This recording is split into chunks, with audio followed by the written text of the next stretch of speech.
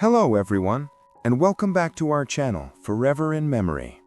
In this video, we'll be honoring American celebrities who have passed away today and in recent days, along with other notable figures from around the world. Before we begin, please show your support by giving this video a like. It really helps the channel. Thank you. And let's get started.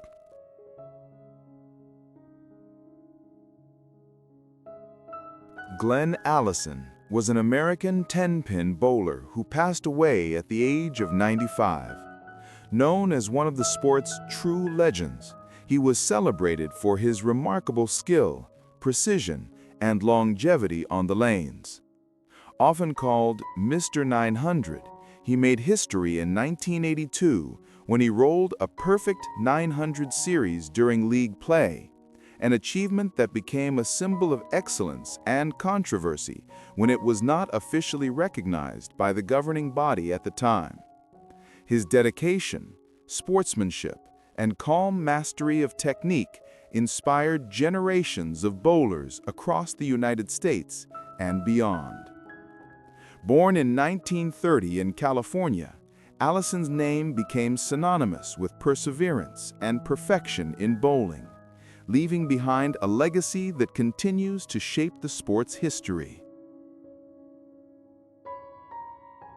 Carolyn Cheeks Kilpatrick was an American politician who passed away at the age of 80.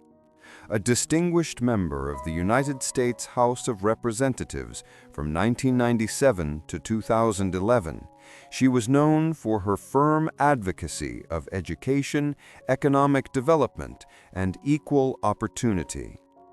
Representing Michigan's 13th Congressional District, she became a respected voice for Detroit and its communities, working tirelessly to secure federal support for urban renewal and social justice initiatives.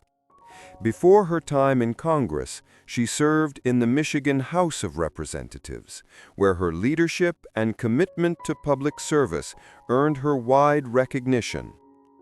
Born in Detroit in 1945, Carolyn Cheeks Kilpatrick dedicated her life to empowering underserved communities and championing fairness in governance, leaving a legacy of strength, dignity, and progress in American politics. Djilali Selmi was an Algerian footballer who passed away at the age of 79. Renowned for his skill, discipline, and deep understanding of the game, he was among the early figures who helped shape the foundation of Algerian football after independence. Playing as a midfielder, Selmi was admired for his sharp vision, elegant control of the ball, and quiet leadership on the field. He represented Algeria in the late 1960s and early 1970s, a time when the national team was forging its identity and inspiring a new generation of players. Beyond his athletic achievements, he was remembered as a man of humility and integrity who carried the pride of his nation wherever he played. Born in 1946 in Algeria, Djilali Selmi left a lasting imprint on the country's sporting history, symbolizing passion, perseverance, and national pride. Halid Bešlić was a Bosnian-Croatian folk singer who passed away at the age of 71. Known for his deep, emotive voice and heartfelt performances, he became one of the most beloved figures in the musical heritage of the Balkans. His songs, filled with themes of love, longing, and the soul of his homeland, resonated across generations and borders.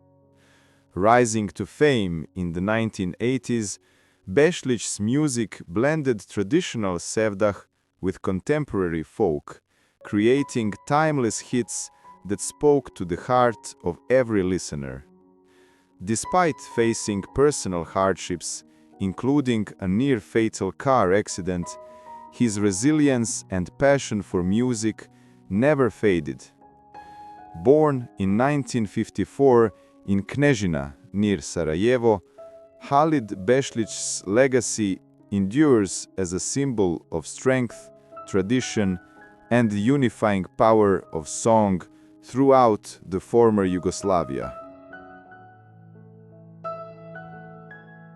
Sir John Gurdon was an English biologist who passed away at the age of 92.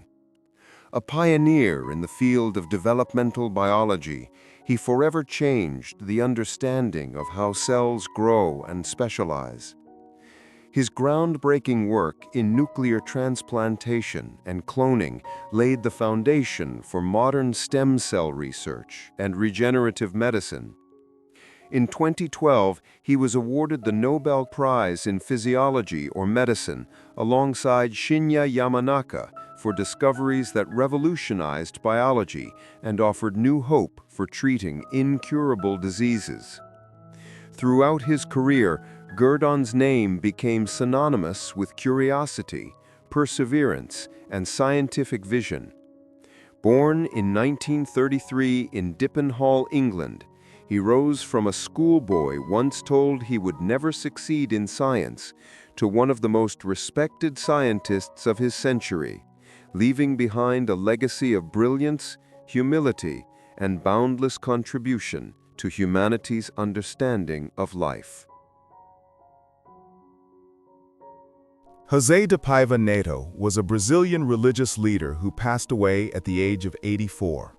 A writer, broadcaster, and humanitarian, he was best known as the president of the Legion of Goodwill, or Legião da Boa Vontade, an organization devoted to charity, education, and spiritual enlightenment.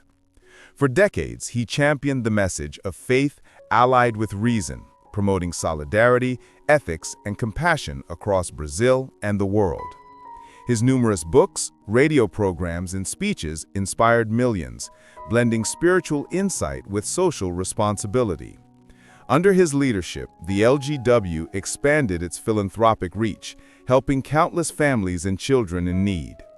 Born in 1941 in Rio de Janeiro, José de Paiva Neto dedicated his life to serving humanity through love, peace, and faith, leaving behind a legacy of hope and moral renewal that continues to touch generations.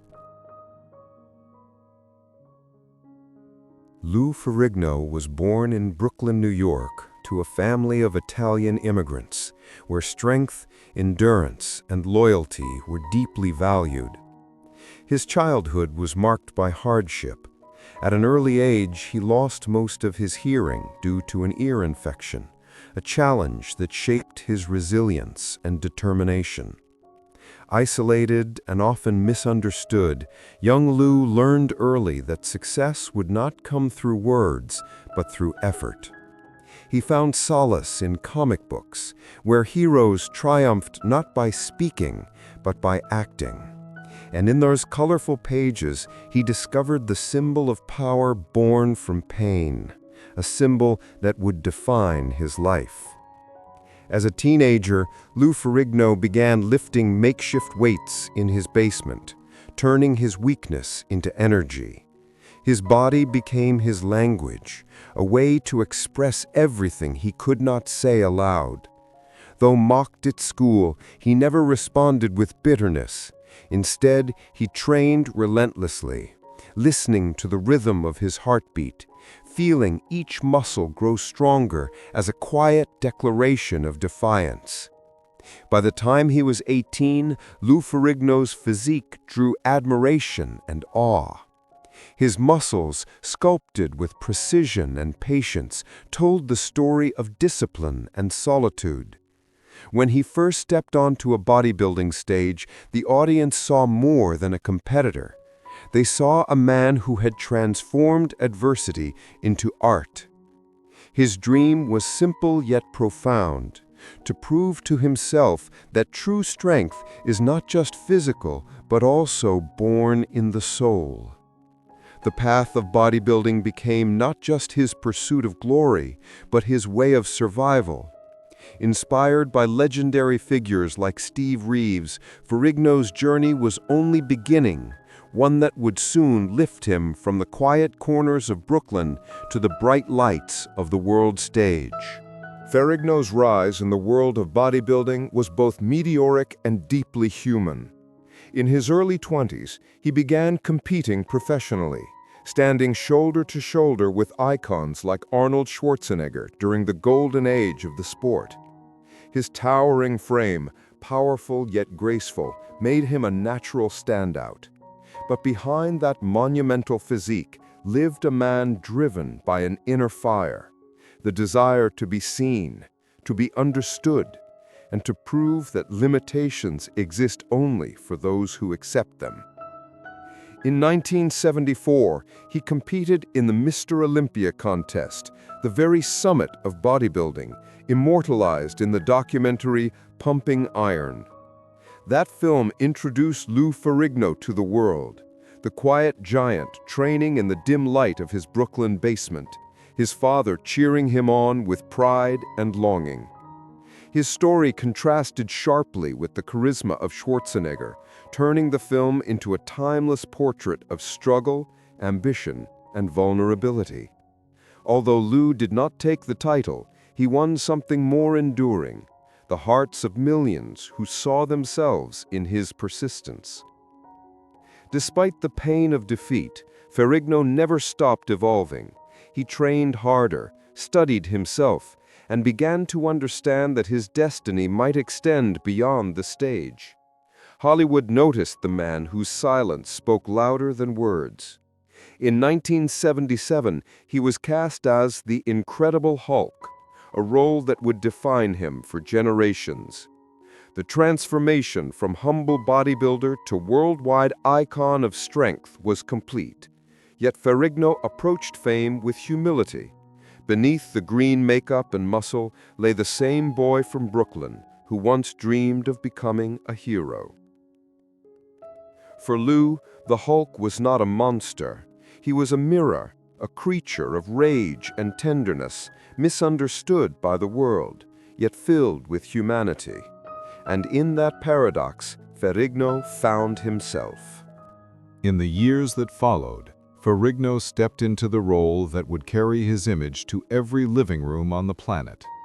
Cast opposite Bill Bixby and the television series The Incredible Hulk, he endured long hours in the chair while makeup artists turned him a vivid green, then walked onto set with a presence that felt both terrifying and tender. Viewers did not simply watch a monster smash through walls. They saw a man wrestling with rage, isolation, and the wish to be understood. Inside that contrast lived the power of Ferrigno's performance. He moved with the weight of a burdened heart and the caution of someone who knew what it meant to be judged on first sight. Week after week, the audience learned to feel for the creature. They were really learning to feel for Lou. Fame arrived like a flood, yet he did not let it wash away the discipline that built him. Between shoots, he trained the only way he knew how, with steady sets and a mind fixed on progress. When the series ended, he carried the momentum into films and guest roles, from sword and sandal adventures to playful cameos that nodded to his legend. The world had met Lou the icon. Now it began to meet Lou the working actor who kept showing up, learning new rhythms, and letting the cameras find more than muscle. He brought humor to his appearances on sitcoms and talk shows. He brought generosity to fan conventions, where people waited in long lines to tell him that his story had helped them endure their own.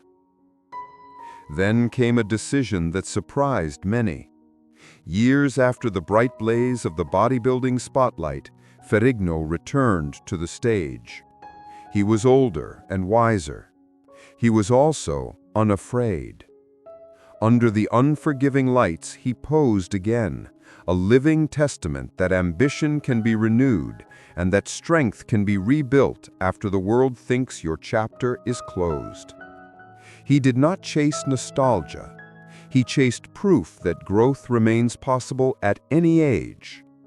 The result was not only a set of placements on the sport's biggest nights. The result was a message to every person in every gym who had ever wondered if it was too late to begin again. Off stage, he worked on another kind of transformation. Hearing technology advanced, and with it came a new kind of clarity. After a lifetime of relying on hearing aids, he embraced modern implants and found the world opening in subtle ways. Everyday sounds sharpened. The voice of a friend felt closer. He spoke publicly about the experience and about the stubborn hope that had carried him through the years when conversation often felt like a wall. For people living with hearing loss, his candor was not a celebrity anecdote. It was a hand extended across the divide. Ferrigno's life filled with roles that seemed unlikely for a man known first for his size. He served in reserve law enforcement capacities, sharing fitness expertise and lending his name to community programs that encouraged discipline, resilience, and respect. He trained artists preparing for physically demanding tours. He launched fitness ventures that reflected the same slow and honest approach that once built his physique in a basement.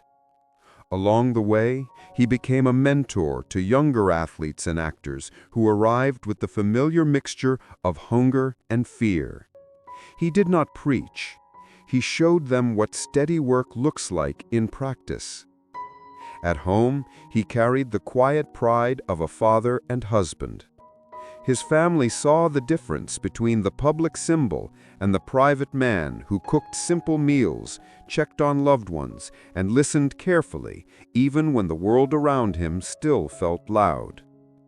The son who once turned pages of comic books in search of heroes had created a life where comic book courage looked like patience, kindness, and follow-through.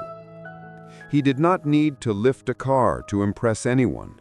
He needed to be there on an ordinary Tuesday. The culture kept calling him back for winks and tributes. He appeared as himself in comedies, traded lines with younger stars who had grown up watching him, and lent his unmistakable presence to new versions of the character that had defined an era.